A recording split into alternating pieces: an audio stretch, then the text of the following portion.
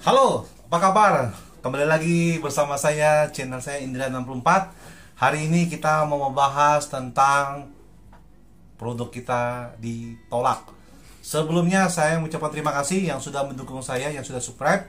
Kiranya keberkahan rezeki kalian bertambah, juga kesehatan kalian, juga pekerjaan kalian, apapun yang kalian lakukan berhasil. Oke, produk kita ditolak oleh toko. Kita bicara question and answer. Jadi kadang-kadang ada yang bertanya, kadang-kadang kita harus bisa menjawab. Ini pengalaman saya 10 tahun yang lalu ketika saya bekerja di dunia mobile phone.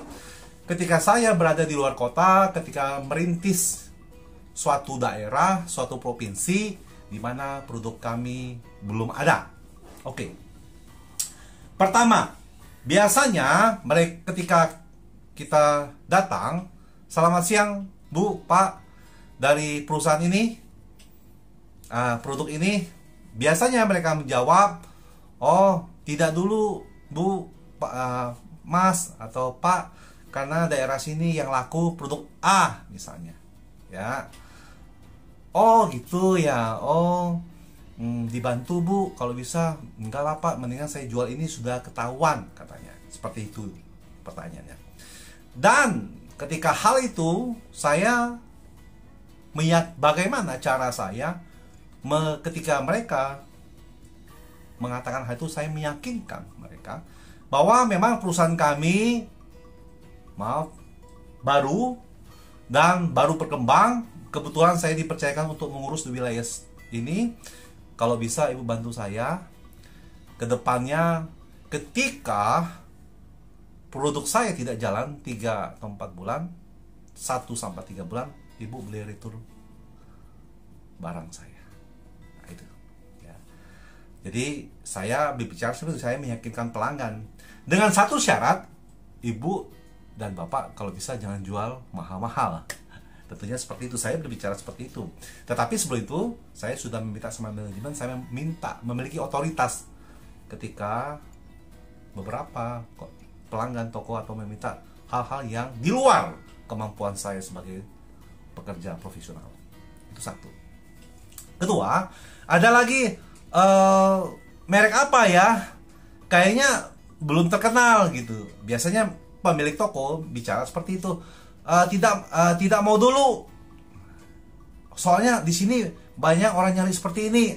Nah, hal-hal itu kita jumpai dalam dunia kerja sales. Kecuali saya kebetulan di mobile phone, saya ketika dijawab seperti itu oleh pemilik toko, saya akan menjawab ketika, oh begitu Bu, ya kalau bisa Ibu bantu saya dengan ngomong-ngomong harga berapa ya merek ini. Kalau saya, merek saya yang saya tawarkan adalah murah dan ini keunggulannya. Saya berikan informasi seperti itu.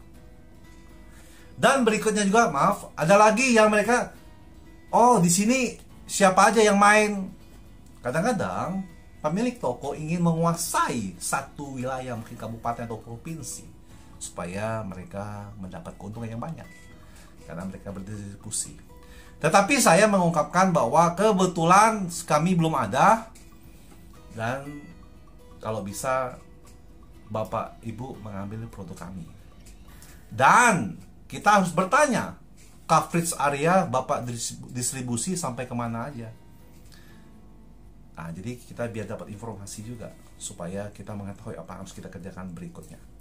Dan ada juga ketika kita bertanya, menawarkan produk bahwa apa sih, merek apa sih ini, kok aneh mereknya, belum terkenal. Terus saya dapat apa gitu, programnya apa aja, dapat toko apa. Nah, tentunya kita harus jelaskan bahwa ketika dalam 1, 2, 3 bulan ke depan, selama 6 bulan atau 1 tahun, biasanya berjalan dengan waktu, kita akan mendapat bonus. Toko mendapatkan bonus, dan nanti itu ada programnya. Dari harga berapa, dapat berapa, dari harga berapa, dapat berapa. Jadi kita harus kasih tahu. Terus, supportnya apa? Biasa pemilik toko tanya, support apa lagi selain itu? Supportnya adalah ketika Bapak Ibu mau pameran, mungkin hari raya Lebaran atau hari akhir tahun, biasanya kita akan support, kita akan memberikan biaya. Jadi kita jawab seperti itu kepada pemilik toko. Terus ada lagi mungkin pemilik toko, mungkin kita ke toko yang lain. Kamu bisa berani nggak iklan koran? Karena merek lain tuh berani iklan koran gitu. Nah, kamu berani nggak? Ya kalau kamu tidak berani, perusahaan kamu tidak berani, ya kayaknya jangan deh. Saya mendingan yang sudah ada saja. Saya jual produk yang sudah ada. Terkadang hal itu membuat kita tanda kutip tidak berani menjawab ketika kita tidak ada otorisasi dari suatu manajemen. Dan waktu itu saya langsung meminta sama manajemen bahwa berikan saya otorisasi atau wewenang ketika ada beberapa pelanggan atau pemilik toko yang belum kenal saya, dan saya meminta ketika diminta support mungkin iklan koran atau baliho atau pelang toko, saya memutuskan boleh, tidak masalah. Jadi saya jawab seperti itu, dan itu yang terjadi ketika 10 tahun yang lalu. Ada lagi juga harga kamu mahal, merek lain tuh orangnya lebih murah harganya. Tentunya kita kasih poin kualitas produk kita kalau disamakan dengan merek lain itu tidak seimbang. Jadi kita harus menjelaskan kelebihan produk kita yang kita bawa. Dari situ mereka bisa melihat bahwa kita bukan perusahaan kecil, tetapi kita perusahaan yang besar. Jadi seperti itu. Terus ada lagi, kayaknya saya nggak dulu deh, nanti saja dulu deh. Ya, nanti saya telepon kamu deh, berapa nomor teleponnya. Nah, biasanya ketika dia berkata seperti itu, teman-teman sales luar kota atau dalam kota, tolong berikan kartu namanya ke beliau atau mungkin ke karyawannya, bisa jadi. Dan saya yakin mereka akan menghubungi kalian juga sales. Tetapi kita harus punya perencanaan kalau ketika dia menolak produk kita, apa yang harus kita kerjakan. Jadi kita harus sudah tahu actionnya. Terus ada lagi mungkin yang bertanya, pemilik toko, kamu dari mana aja sebelumnya? Sebelum gabung di perusahaan ini di mana saja? Ya kalian jelaskan. Saya kebetulan tahun 2004 sampai 2008 saya di perusahaan handphone. Mungkin kita bisa kasih tahu saya mungkin dari Nokia, dan sebelumnya kita bergabung di handphone Cina. Nah, kita jelaskan ya, tidak apa. Mungkin bisa jadi dia mau lihat performa kita sudah berapa lama gabungnya. Dan biasanya mereka akan bertanya, oh iya kebetulan kamu bisa kenal nggak nama ini yang dulunya bekerja di suatu perusahaan sama dengan kamu? Oh iya saya kenal Bu, oh iya benar, bisa cek bagaimana performa saya, ibu bisa cek bagaimana saya support. Nah, dari hal itulah bahwa yang dulunya pemilik toko menolak produk kita, dan ketika kita sudah menjelaskan bahwa tentunya dia mau ambil produk kita. Nah, intinya adalah bagaimana kita meyakinkan pemilik toko. Karena kita bicara hubungan bukan untuk short term tapi untuk long term. Jadi bukan untuk hari ini berbicara, tapi untuk ke depannya mungkin 3, 4, 5 tahun. Nah, buat teman-teman sebagai sales atau mungkin pemilik toko, mungkin pernah jumpai sales, mungkin pernah jumpai hal-hal seperti itu. Saya pikir itu jawabannya. Tuh, mungkin ada yang lain. Mungkin dia acu tak acu, dia bilang saya mau ketemu dengan pemilik toko, mungkin karyawan bilang oh yang punya tidak ada. Tidak masalah. Ya, mungkin nggak main dulu. Oh, kita bilang oke, makasih.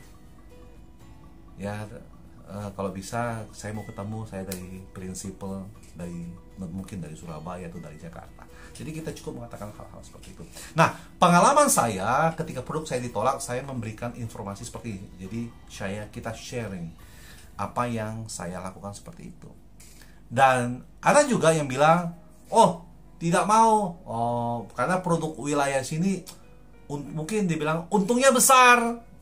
Jadi sementara saya belum tahu mana perusahaan kamu kontribusinya seperti apa. Nah, dari hal itu ketika dia tidak mau main produk kita, jadi kita harus atur strategi nextnya seperti apa. Kenapa? Yang penting adalah kita tetap membina hubungan. Karena dari bina hubungan itu supaya kita tetap terjaga. Nextnya actionnya apa? Kita akan lapor manajemen supaya kita akan melakukan action ketika pelanggan toko tidak mau ambil produk kita. Setidak-tidaknya ada beberapa pemilik toko atau pelanggan ada dalam satu provinsi mengambil produk kita. Jadi ketika pemilik toko nggak mau ambil produk kita, jadi kita bisa cari alternatif untuk pemilik toko yang lain mengambil produk kita. Dan ada juga mungkin mereka melihat dari sisi mungkin lebih enak, mungkin kenal dari sisi, mungkin dia lihat maaf kata dari sisi ini satu suku atau apa. Tapi biasanya ketika mereka sudah mengenal kita dari perusahaan prinsip atau distributor, biasa mereka tidak berpikir seperti itu rata-rata. Itu yang saya alami ketika saya merintis atau mencari konsumen atau pemilik pelanggan di luar kota. Dan ada juga sangat welcome dan halo, gimana, apa kabar, bisa dibantu, yuk, sambil makan siang biasanya mereka berbicara kalau bisa. Tapi biasanya saya berbicara pada pelanggan toko atau pemilik toko, kalau bisa mohon bantu Pak, memang kami tidak ada di wilayah ini, di provinsi ini, dan kemungkinan kalau Bapak main, Bapak bisa lihat performan apa yang saya bisa support, perusahaan saya yang bisa support ke Bapak selama 1 atau 3 bulan.